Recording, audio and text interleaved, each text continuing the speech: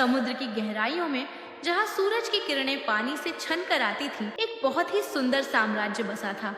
इस साम्राज्य की दीवारें मोतियों और मूंगों से बनी थी। यहाँ के राजा और रानी बहुत दयालु और सुंदर थे। उनकी एक ही बेटी थी, पूरी पानी की दुनिया में थी। उसके बाल लंबे और सुनहरे थे जो पानी में लहरों की तरह तैरते थे, और उसकी पूंछ चांदी की तरह चमकती थी जिस पर शाही निशान बना हुआ था। उसे हमेशा एक ही बात समझाते थे, पानी के बाहर की दुनिया बहुत धोखेबाज है और वहाँ के रहने वाले इंसान बहुत खतरनाक हैं। वे चमकती चीजों के लालची होते हैं। तुम कभी वहाँ मत जाना। लेकिन उसकी आंखों में हमेशा एक जिज्ञासा रहती थी। सबसे अच्छी दोस्त डोली डॉल्फिन के साथ समुद्र की ऊपरी सतह पर खेल रही थी। वे दोनों एक दूसरे के पीछे भाग रही थी कि अचानक एक ऊंची लहर आई। तैयबा के गले में मौजूद शाही हार, जो कीमती याकूत से बना था, टूटकर उछला और पास ही एक चट्टान पर जा गिरा। ओह नहीं, मेरा हार! इसे रहने दो, हम वापस चलते हैं। पिताजी नाराज होंगे। नहीं डोली, हमारे साम्राज्य की निशानी है, मैं उसे लेकर आती हूँ। जैसे किनारे की रेत पर कदम रखा, एक जादुई बदलाव आया। उसकी सुंदर चांदी जैसी पूंछ दो खूबसूरत पैरों में बदल गई। उसने पहली बार जमीन को छुआ।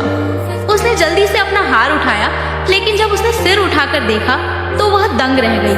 सामने रंग बिरंगी रोशनियां, ऊंची इमारतें और खूबसूरत पेड़ पौधे थे। निकालकर चिल्लाई, रुक जाओ, वापस आओ। देखा और मुस्कुराई। मैं देखना चाहती हूँ कि इंसान कैसे रहते हैं। धीरे धीरे शहर की तरफ बढ़ने लगी।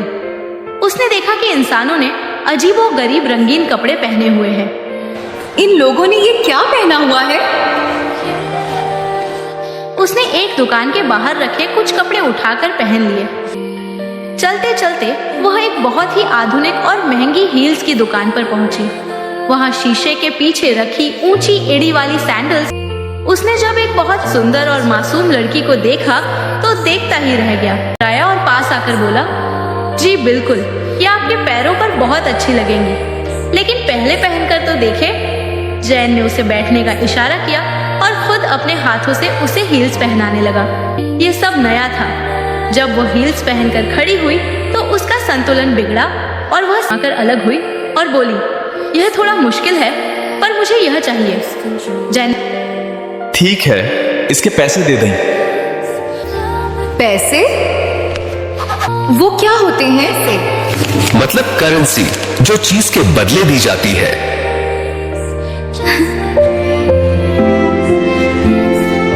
बेचारी लड़की दुनिया से अनजान लगती है। मेरे पास यही है, क्या ये काफी नहीं? उसने जैन से बहुत सी बातें की। जैन उसे बताता रहा कि इंसान कैसे रहते हैं। अपनी फर्जी कहानी सुनाती रही। जब दुकान बंद करने का वक्त आया तो बाहर अंधेरा हो चुका था। मैं अपने घर का रास्ता भूल गई हूँ। जैन ने सोचा कि इतनी सुंदर और मासूम लड़की को अकेला छोड़ना ठीक नहीं। उसने कहा, फिक्र मत करो, तुम आज रात मेरे घर रुक सकती हो। कल हम तुम्हारे घर का पता लगाएंगे। जैन का घर बहुत आधुनिक और खूबसूरत था।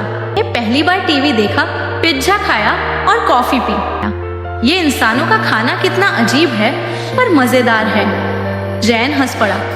और तुम जो मछलियां खाती हो वे कैसी होती है? बोली, मैं मछलियां नहीं खाती, वे तो मेरी दोस्त है। जैन जोर से हंसा। अच्छा बाबा, मजाक कर रहा था। रात को बालकनी में, ये सितारे मेरे मोतियों जैसे हैं। समंदर जैसी गहराई है। जैन का एक छोटा भाई था, असद। वह काफी लालची और आवारा किस्म का लड़का था।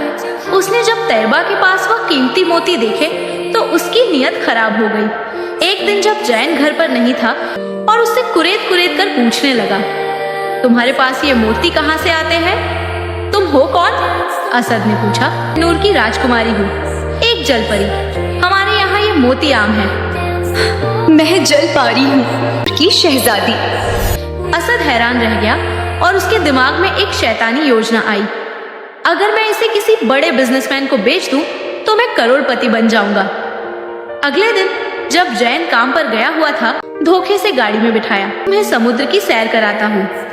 खुश हो गई, लेकिन असद उसे एक बड़े फार्म हाउस ले गया जहाँ एक बहुत बड़ा स्विमिंग पूल था।